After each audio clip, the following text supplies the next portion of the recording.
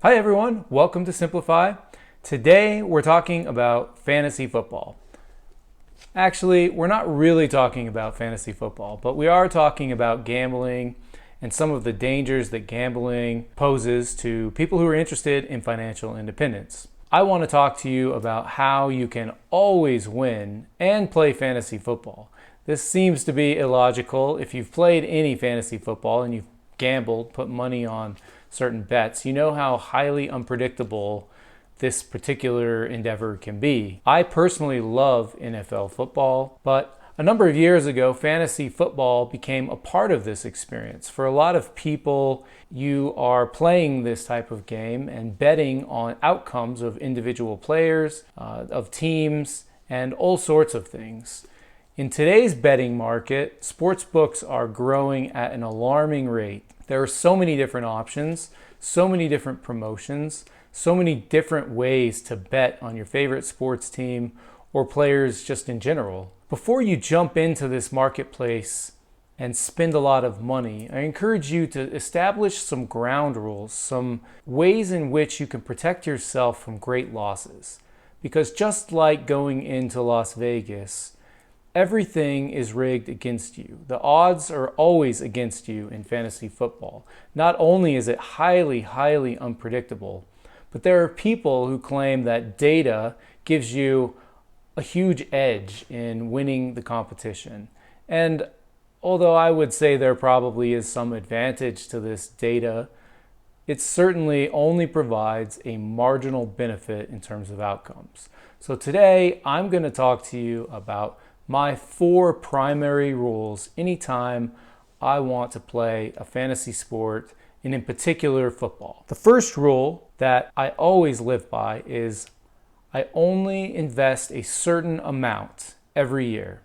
So for this NFL football season, I have chosen to put in $200 into my account. This $200 has to last me the entire season. I can win big, I can lose big, it doesn't matter. I have to manage this money for the entire season. So any bets I make, hopefully they win. If they win, my balance goes up. If they lose, my balance goes down, but I can never increase this amount. I encourage you to stick to this rule. Knowing exactly what you have for the entire season makes everything around this bet predictable. I never have to stress about money. I've saved up the amount that I want to put in, and I know that I'll never go over that amount. Don't be flexible on this rule at all. Take $200 or whatever your amount is, put it into the account or the different types of platforms that you intend to play on, and then stick with it. See how you do and never go over that amount. My second rule, all of these different sports books offer promotions. Each of these promotions, there are caveats. And in some cases, your money is guaranteed up to, let's say, $20. So you can have a free bet for $20 and you're guaranteed. So if you lose, you get that money back. Here's the trick. In most cases, you don't get that money back. You get that money back in credits that you can only use on that site for another bet. What does this do? It keeps you locked in. It keeps you hungry. It keeps you wanting more and more. You'll continue to bet. You'll continue to put money down. And you'll continue to lose. So be really careful about promotions. It's okay to accept some. I've certainly done a 100% match on up to $50 at a particular site. You usually get that promotion once throughout your entire lifetime.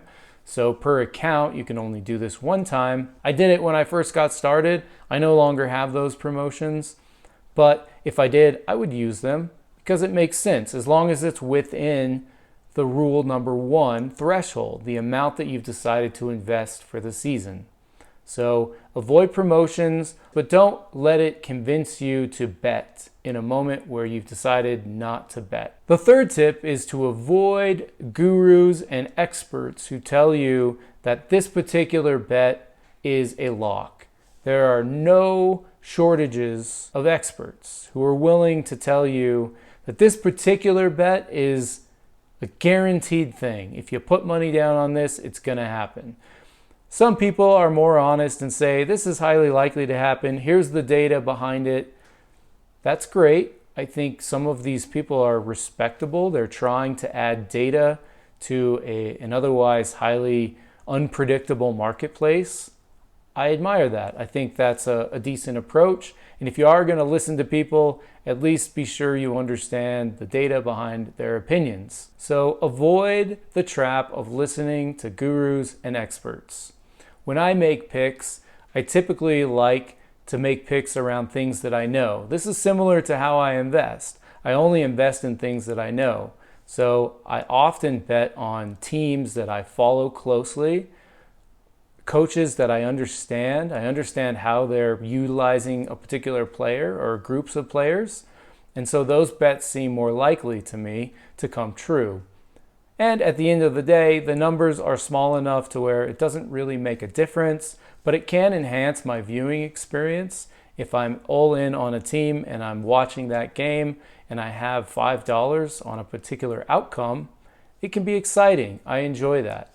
But I don't listen to experts. I don't watch experts for their picks, and I don't take the data that they share with me at face value. In fact, I don't even listen to it. The final tip I want to offer you is to avoid trying to bet more and more as your losses increase. I think we all have a tendency to think in the moment of loss, I need to get my money back. I'm just going to put a little bit more on this last game. I've lost big on Sunday, all $20, lost it all.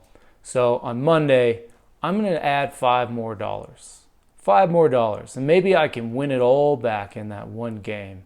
Avoid this temptation. When loss has happened, accept the loss. Go into the weekend knowing how much you want to bet. Set your bets, lock them in, don't think about it, and walk away. If you do lose, it's okay. There's another week. There's another week coming up. Just avoid the temptation to try to recoup losses. It's a strong temptation.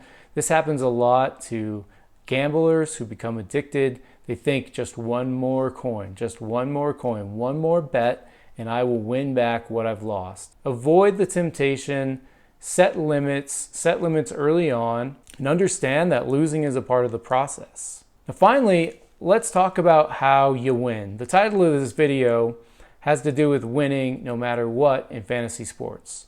Well, let's define what winning is. For me, winning is taking a set amount, using that amount to have an experience with sports betting. I enjoy watching the games already, so I use that set amount to invest and enhance my viewing experience of those games, while at the same time caring not about the outcome. I don't care if I win or lose. All I care about is that I'm having the experience, I'm enjoying the experience, I know exactly what my worst case scenario is at the end of the day. It's a loss of $200 over the course of the year. In return, I win because I gain experience, excitement, and I enjoy my time watching these bets, feeling the ups and downs of a bet. I think if you do play fantasy sports, you know that if you're right on the verge of either winning a bet or losing a bet, this can be an intense experience and it feels very exciting. I enjoy that experience. So define your win when it comes to fantasy sports. For me, winning is having the experience, not losing a tremendous amount, and at the end of the day, I come out of that experience feeling excited, feeling refreshed, and not feeling a great sense of loss. For you, your experience might be different, but be careful not to define a win in terms of financial gain.